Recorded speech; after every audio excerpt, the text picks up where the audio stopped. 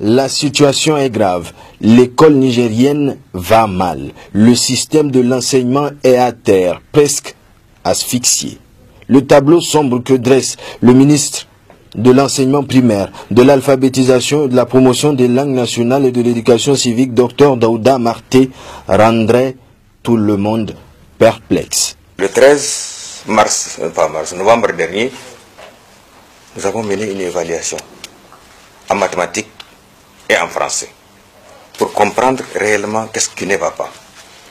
Au total, 3177 enseignants ont été évalués des différentes régions, à qui on a administré des questions en mathématiques et en français.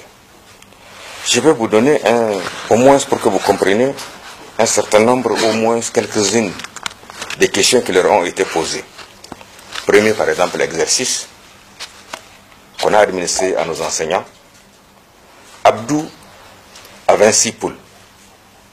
Le chat de son voisin en a dévoré la moitié la nuit dernière. Combien de poules lui reste-t-il? C'est un exercice du niveau CP. Il y a eu de mes enseignants qui ont eu 0. Deuxième problème, Fanna la potière a fabriqué 30 canaris. Très tôt le matin, son petit-fils en a cassé 12. Combien de canaris possède-t-elle maintenant?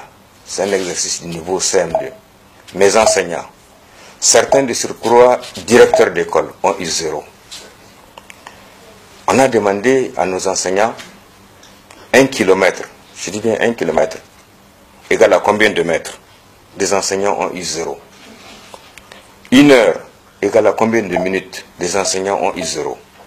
Vous voyez bien que, à partir de cet instant, nous sommes interpellés tous. Déjà, en mars, dans les congés de Pâques, est prévue une évaluation de niveau de tous les 72 000 enseignants créés en main que compte le Niger. Cette évaluation des enseignants et leurs élèves est née de la volonté du ministre Marté de promouvoir la qualité au niveau de l'enseignement primaire depuis sa nomination et sa prise de contact avec les cadres du ministère dont il a la charge. Elle se fera en 2 étapes. La phase théorique que je viens de vous parler, où on va leur administrer des questions en mathématiques et en français. La phase pratique, elle va être en situation de classe. On va retrouver tous nos enseignants là. On va les renvoyer cette année des inspecteurs qui, en plus de l'aspect théorique, en situation de classe là, qu'est-ce qu'ils valent? Est-ce qu'ils savent tenir? Est-ce qu'ils savent conduire une leçon? Nous allons leur renvoyer des inspecteurs qui vont les examiner tous. J'ai informé à la réunion de septembre tous les inspecteurs de ne nommer comme directeur d'école que les méritants, quelle qu'en soit leur couleur politique. À l'école, on ne doit pas avoir de la politique. On ne doit pas faire de la politique à l'école. Le système de l'enseignement est défaillant. Il fallait donc agir, prendre des dispositions. La feuille de route pour un enseignement de qualité que propose Dr Marté dispose de toute une batterie de réformes. La première mesure déclinée dans cette feuille de route, c'est la refondation de la formation initiale des enseignants. C'est-à-dire que c'est la refonte à l'intérieur des écoles normales. Ça signifie quoi? Non, qu'on ne peut plus accepter n'importe qui à l'école normale. Ça, c'est fini. Ça signifie quoi?